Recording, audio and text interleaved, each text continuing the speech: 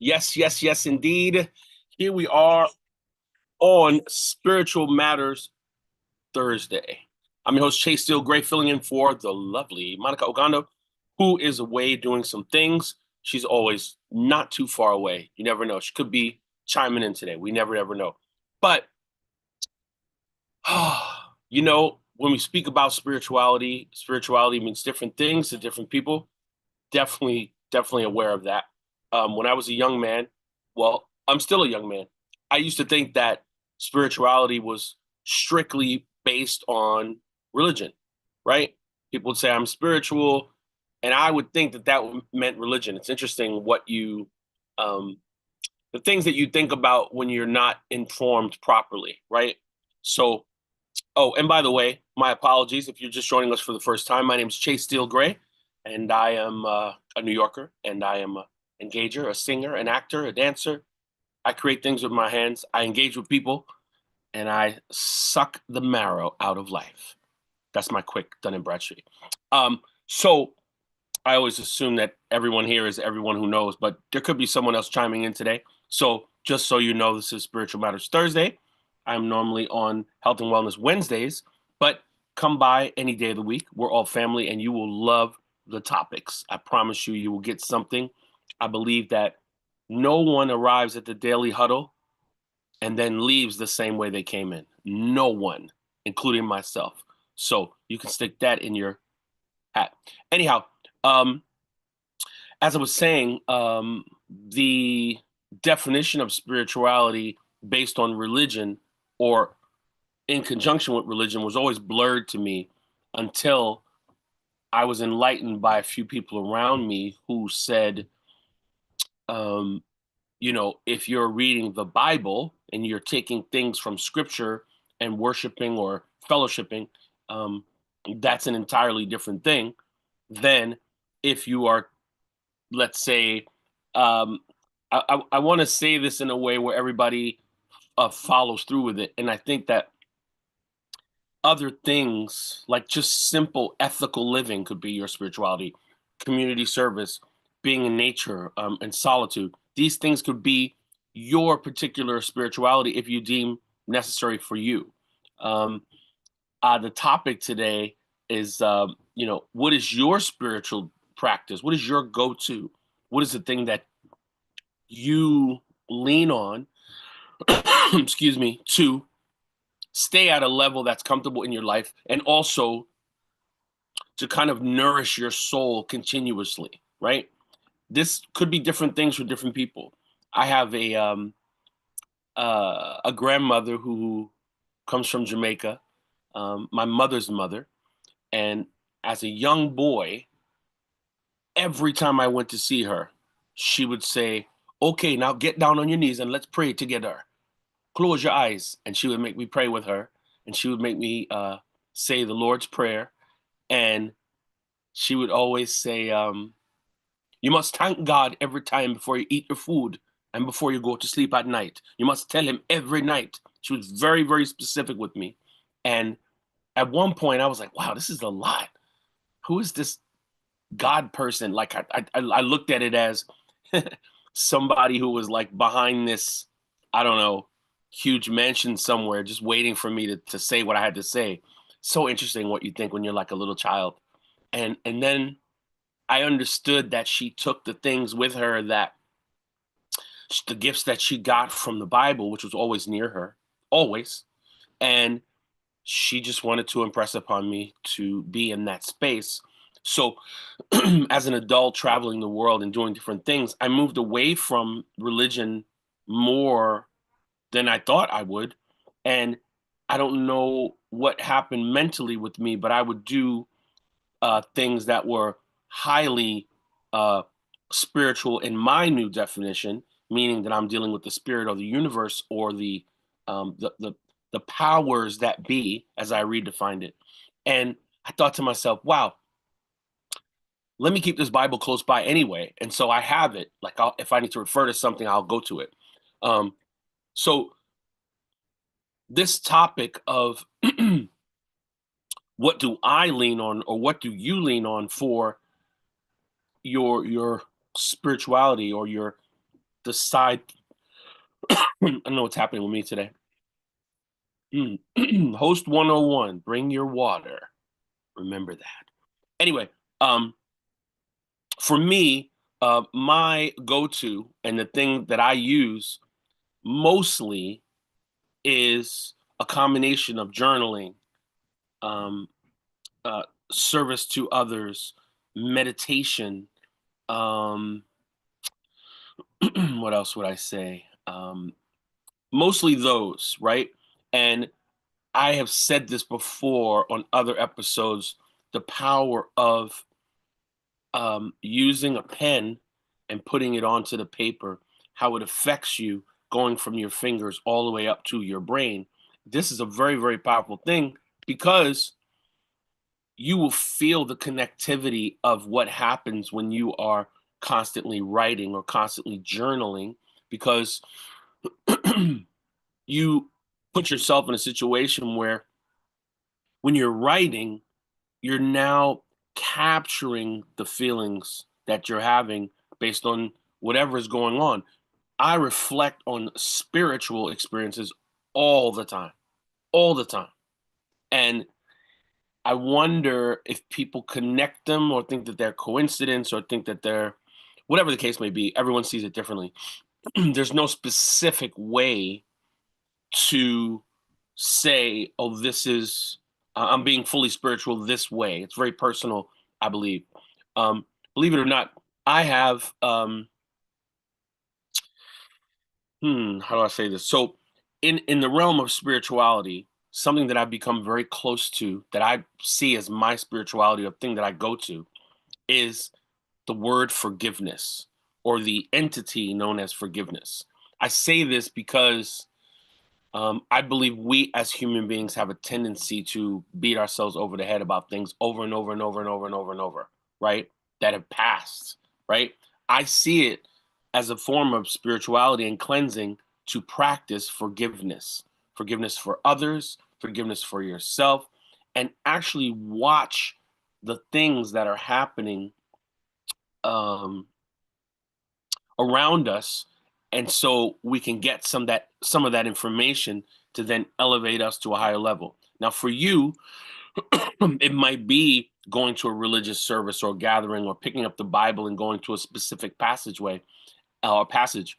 I have a friend of mine who always used to say to me, Chase, why are you reading these books all the time? You know this stuff, you live this stuff. And I say, well, first of all, even though I know there's no new information, there's new delivery, there's new people, there's new energy that may affect me, just as if when I'm recording my podcast, there could be somebody who um, hears something from me, and that changes their whole thing. It happens all the time.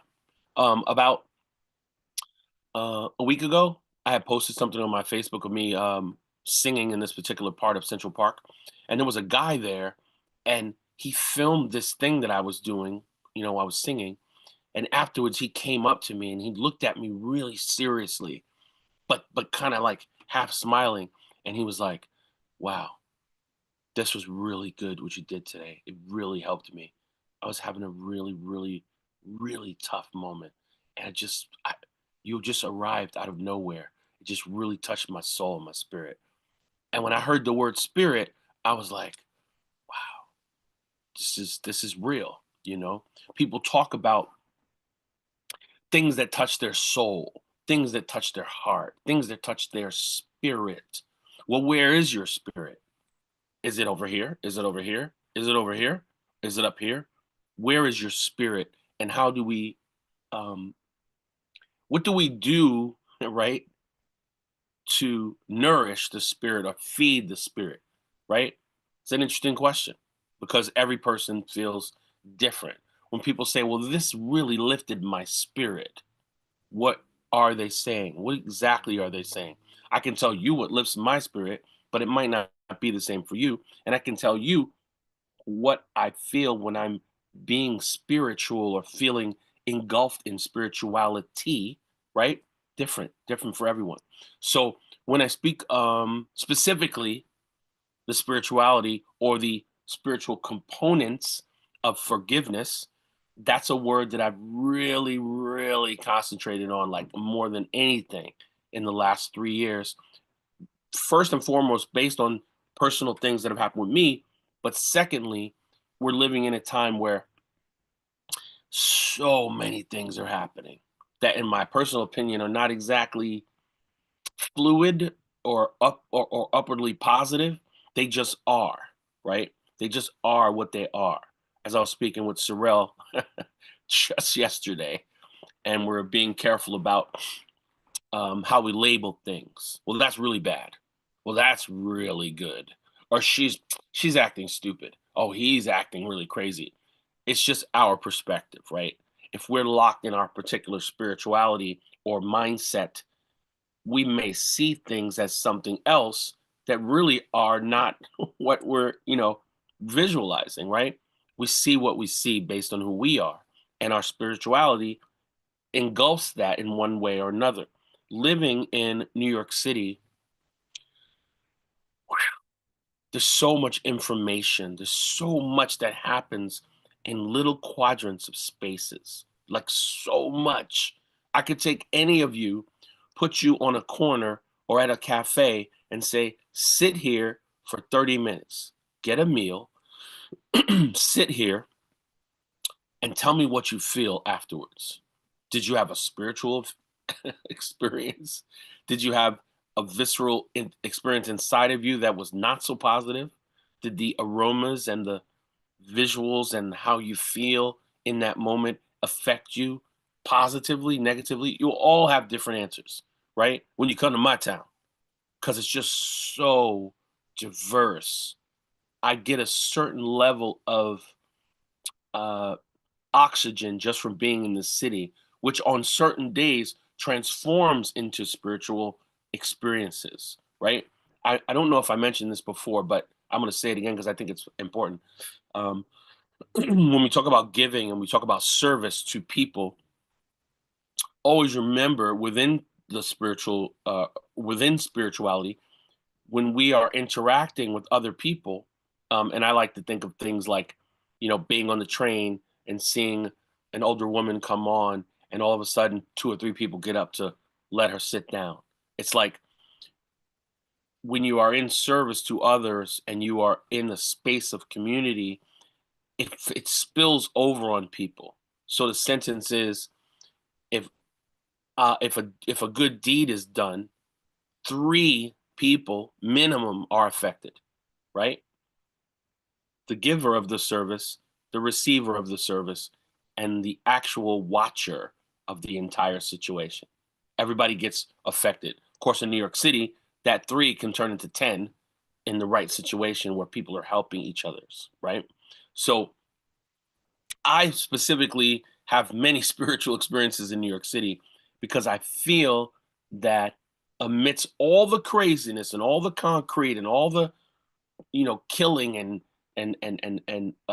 people stealing and doing things, the bottom line is that people are good. They start from a place of good, and they are blocked by things that don't enhance their experience, and then they become bitter, and then it's difficult for them to arrive on arrive in a godlike state, or in a spiritual with a spiritual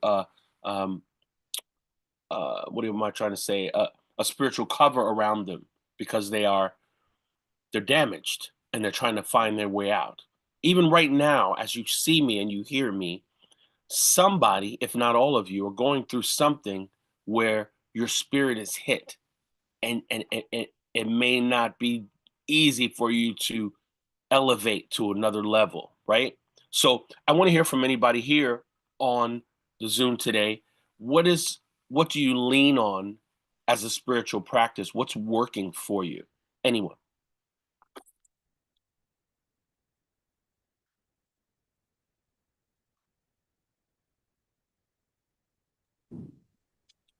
Hello, Hello. Chase. Hey, he is the man. Uh, I find reading Mm, a specific books, like one of my favorites is A Course in Miracles, yes. and it has 365 work days defined. I don't do them every day, Right. but at least a few times a week, I'm in there, Mhm. and I just read one work, uh, one one one of the assignments. It takes no more than 2 minutes to read it. And the invitation is to practice dwelling in the world that creates Right. several times during the day for no more than 1 minute. And so it's something that, one of them is something that goes like this. Uh, this tree that I'm looking at means nothing. And then that's a whole assignment, right? And so I'll dwell in that and I'll look at things and I'll bump up against people. I'll bump up against my own feelings and my own thoughts. And I'll just pause for a minute and say, huh, that thought only means what I say it means. And that's a spiritual practice that leaves me uh, grounded in a place where I get to practice um, just being, even if it's for 1 minute. And I swear, Chase, that 1 minute is probably the only minute that day that I wasn't just mired and sucked into the world of what I make things mean and how I interpret things and how my interpretations are the truth for me. So my spiritual practice, my go-to spiritual practice, is meditations guided by those assignments in A Course in Miracles. Excellent. Excellent. Excellent answer. Thank you for that share because that's it's really important. It's really important. Thinking making meaning. What a concept. Wow. What a concept. I I was watching a movie with a friend. Um I've mentioned this before. The movie is called What the Bleep Do We Know? If anyone's ever seen that. Um, what the bleep do we know? Just to give you a quick rundown of what it is, it's a documentary that uh, 7 or 8 scientists, spiritual leaders, so on and so forth, put together. Joe Dispenza's in it. Joe Dispenza is one of my favorite, and a woman is a photographer, and she doesn't want to shoot any more weddings because at her wedding, her husband to be was looking at a girl in the church. Right, literally, when they were at the altar, he was looking over at a girl, and one thing led to another, and whatever. Later on, it didn't work out.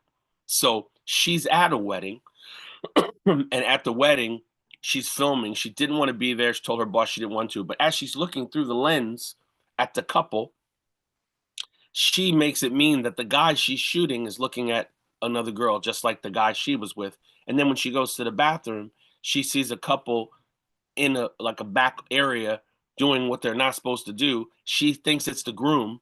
She tells the guy, "This the groom was just with such and such," and he was like, "No, I was with the groom. What are you talking about? I was just with him."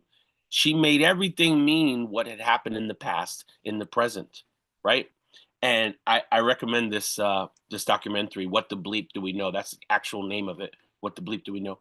But I brought that up because when we are making meaning, it colors our spirituality in a way where we're constantly having to get out of that place, right? Making meaning, especially things that deal with. When I was speaking with Dr. Ogando, we said um, there are situations or many times where human beings expect calamity. They expect it. This is not going to work out. This person's going to do this to me. This person's not going to show up. I'm not going to have enough money. And all these things become part of the wheel in your head. And then later on, I I personally believe that some people have a hard time with spirituality because they are so beneath everything in their mind. The spirituality actually seems weird. Oh, that's just weird. I don't see things like that. That's just weird. That's not real. People have said that to me many times. I'm like, oh, such happened. It's all good, bro. You're gonna be fine. Everything's gonna move forward. And the last time I said that to someone, he said, oh, everything's gonna be good for you, maybe, but not for me, because I have a situation. And I was like, oh my God, help me right now to help this person, just be with them. And I just realized they just wanted me to be with them. Just relax into the moment and not be the answer, right?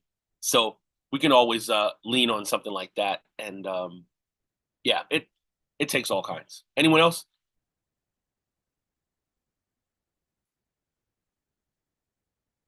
So I also wanted to mention, and this is something that I'm going to begin shortly. I haven't fasted in a while. I have some great friends, some great close people around me that have fasted or do fast all the time. And this fasting practice is something that I believe we should all um, delve into a little bit, because as far as spirituality is concerned, every person, every person that I know in my kind of close nucleus of friends has said to me, man, after that fasting, my body was tingling. I felt things differently. I was clearer. I was more focused in there. Um, I haven't fasted in a really long time, but I'm going to do it next month. I don't know exactly how many days I'm going to do it, but I implore you to um, look into fasting as your spiritual practice, because especially if you've never done it before, do your reading, do your research, look online, speak to people. Um, I believe that that is a definitely a spiritual practice that needs to be gotten closer to, because this time right now, the cleansing that's taking place and the cleansing that's necessary is on another level, totally on another level. And I think um, we all should have something or somewhere to go to that allows our spirit to spread its wings, right? Allows us to see something outside of our own experience. I do it in simple ways being here in New York. I walk different ways. I go further than I was going to go. I walk by the water. I walk by the trees. I hug the trees.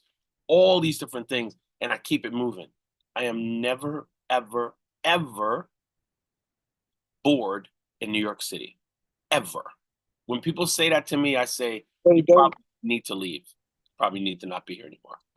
It's too they much. they. Yes, Hey, my dear brother. I Thank you wanted to so hear much from for you. the topic this morning. Thank you so much.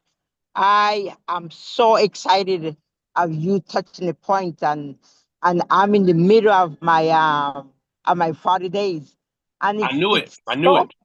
it's so ironic that you get to this point, but I'm telling you, it's a journey.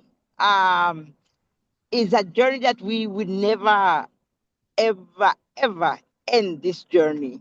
Mm, Our spirituality is a every day, every minute growth, right. consciousness, awareness, just being in touch with people and being spiritual. It's a lot. It take a lot. Yeah. It take a lot. And when I say it take a lot, I've been doing this fast for the past 33 years. Mm, And I cannot get enough of it. I cannot get enough of it. And right. why I say that is because I fast for 40 days, and every Friday I fast half a day. So is the energy and the love and the connection that you have with yourself. Mm, For me, that's the deepness of fasting and getting in touch with your core, with that inner spirit that live and dwell in you, that sometimes we don't even know how to find it. And I say to you, it's 33 years of fasting for 40 days, mhm, and I cannot get enough. I cannot get enough. I'm telling you, it's a different level of where you grow and where you connect with yourself and you connect with better people when you get out of this fast. People don't touch you. People don't come and talk to you nonsense. It's just one of those things that you open a different horizon of fasting and able to connect with that spirituality or with that being that Right. really, really makes you grow Right. mentally, physically, morally. I'm telling you, it's just amazing. So keep in touch. Keep in touch. I would love to guide you.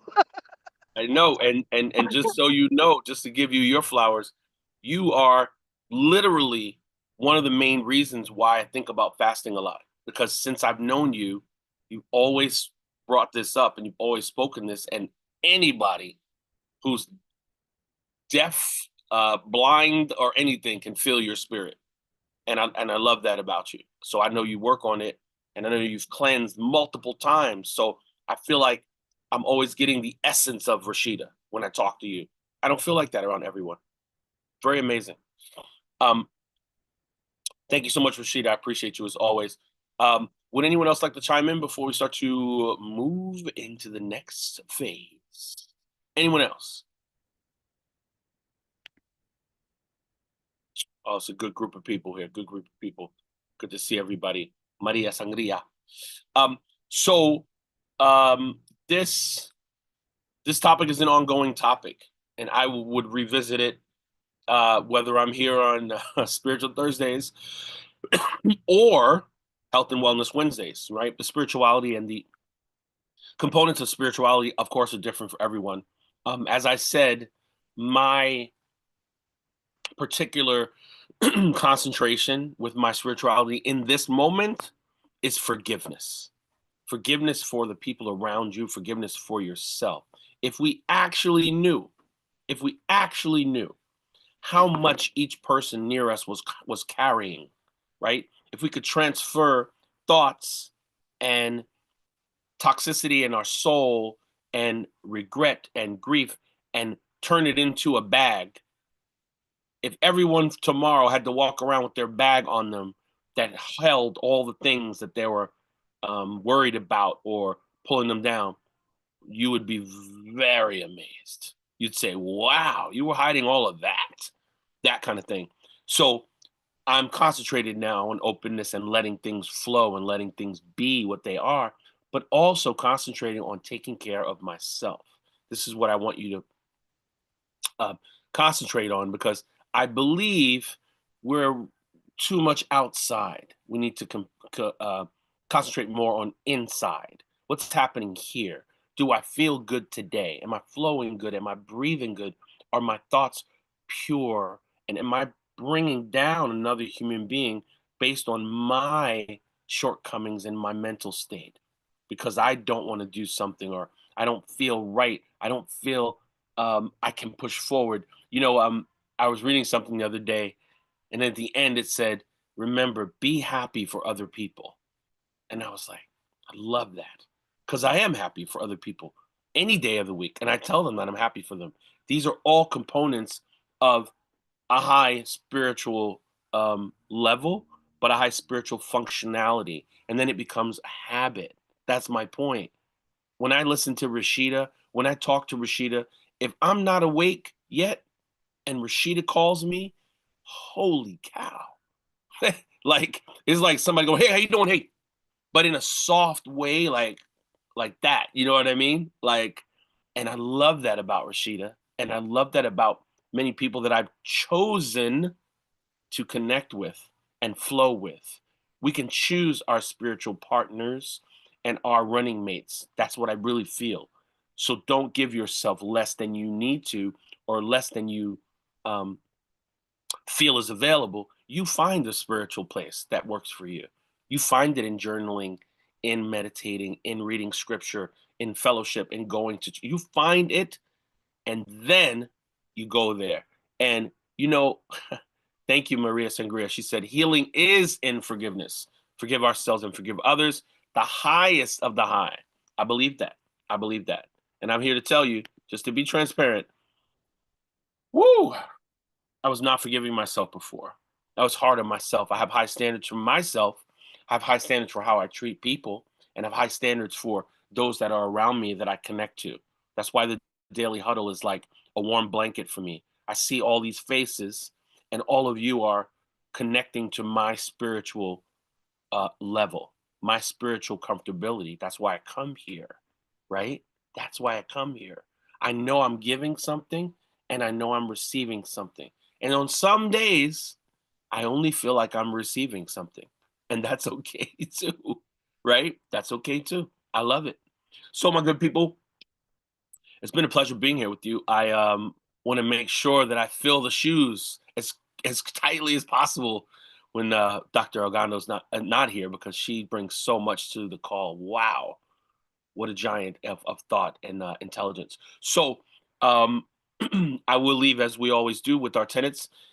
Please, please, please love more than you really have ever loved. Right? Live out loud. Right? Also, laugh. Just laugh more than you have in the past. It'll do you no good. It'll do you no good. It'll do you no harm. um, really take time to move the body. It doesn't matter what city you're in. Walk a mile and come back. That's it. You're good. Right? Make sure the body knows that you're in concert with it. Right? Also, work as hard as you possibly can. Actually, I shouldn't say work as hard as you possibly can. Concentrate on putting a lot of plants in your body, right? I always tell people, if you don't know what to do, I can give you a little algorithm, right? It is greens, greens, greens, colors, colors, colors, water, water, water. If you remember that, oh my goodness, eat the colors. Please do. Please do. It'll do you no harm. And of course, sleep more than you have before, more than 5, more than 6, more than 7. Become a baby again. Move into the 10 if you can. That would be amazing. And of course, please check yourself before you wreck yourself, people. Check in with yourself and ask yourself, do I want to be here? Is this how I want to feel? Do I want to be here with you? What is that? What am I doing right now? Right? Check in with all of those things. It's been a grand pleasure to be with you. I will come here any day of the week and chop it up with all of you. I love you so much. Thank you so much. Have a spectacular day on purpose, and I'm always here for you. Peace.